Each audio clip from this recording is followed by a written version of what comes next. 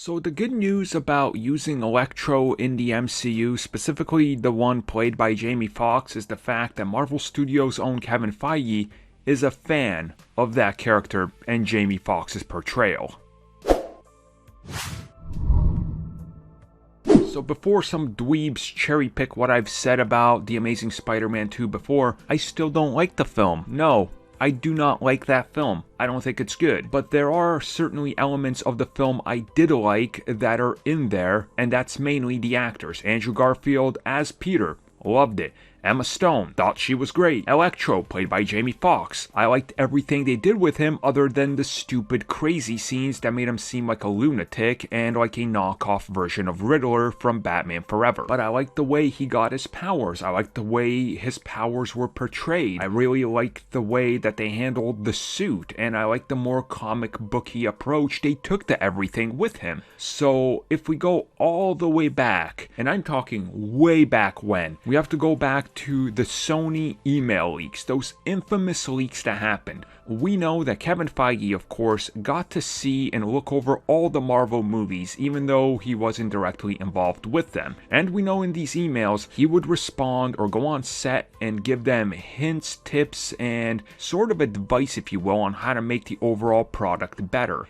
And in there, he gave them over 250 little pieces of information and tips on how to fix The Amazing Spider-Man 2. They ultimately decided not to follow pretty much any of it and still deliver the film they wanted to, but he said you should cut out some villains, make it more streamlined, do this. But in specific, he talked about Electro and Jaime Foxx's version, and he mentions that he's a fan of Jaime Foxx and loves what they're doing with him, that he loved what they were doing with Electro all around, from the origin to his powers to how he's gonna play off of Spider-Man. The only parts he didn't like is the fact that they did play him for crazy, specifically the scenes in the apartment where, if you didn't know any better, you would honestly think that he wants to straight up Buffalo Bill Spidey skin onto himself. And if you look at multiple other pieces of advice in those old emails, you just really get the sense that outside of Electro, Feige was like, pretty much change everything, just cut that one scene out because nobody's going to like it.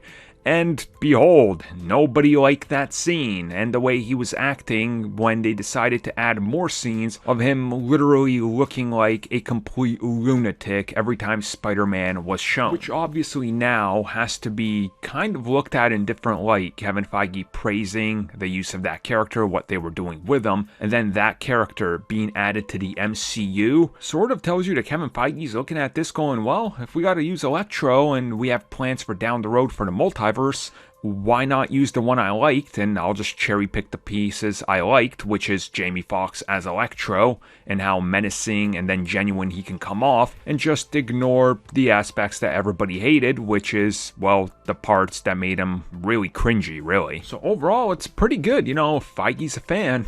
It probably means that we're gonna see something a little bit more interesting this time around. Now I'm just waiting for them to retcon those eels being from Stark in the Amazing Spider-Man universe and the Spidey fanbase to have another meltdown. Yay.